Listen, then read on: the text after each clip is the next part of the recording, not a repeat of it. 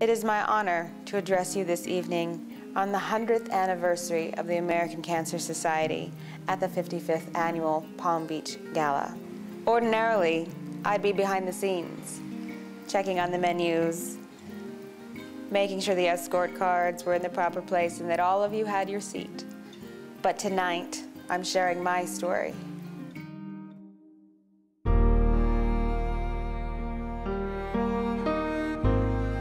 I experienced symptoms that I could not explain and that many doctors could not explain. I sought the best medical care and stumped literally nearly 20 doctors.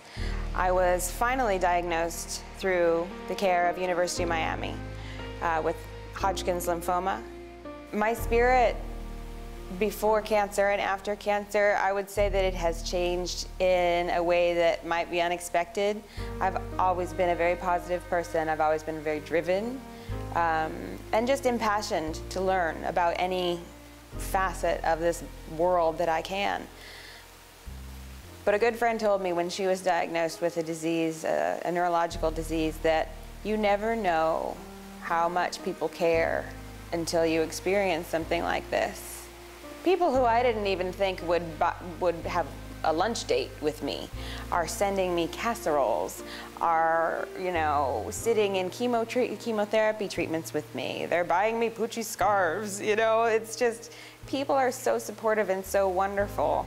There was no way that any kind of speed bump was going to stop me from living my life.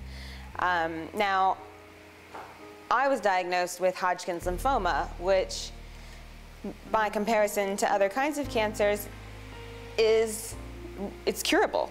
I'm blessed with the fact that my disease is curable. And no doubt thanks in part to the work of the American Cancer Society and all of the research that goes into the medicine and the treatment and the course of treatment.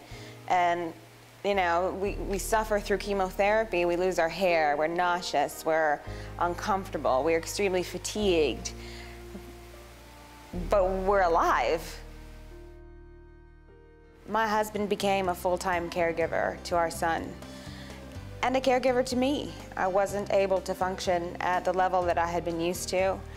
So my son Barrett is just over a year old, and there would be days when, a few days after chemo, I'd be feeling fatigued and maybe a little down, and he would learn to laugh that day. Or he would learn to clap his hands that day. And he doesn't know what cancer is. He doesn't know why I don't have hair. He didn't really have hair himself. So he will never know until I'm ready to tell him what happened in this time of his life. And the joy of watching him grow into this little person, this little wonderful human being, has been perhaps the best medicine. Here I now have this perspective of generosity and love that I've experienced throughout this process, of knowing what modern medicine can do and knowing what I can do to help others finish the fight. On Monday, February 4th, I will be finishing my fight with cancer, and I'm here tonight to ask you to join me in supporting the American Cancer Society as we all finish the fight against cancer.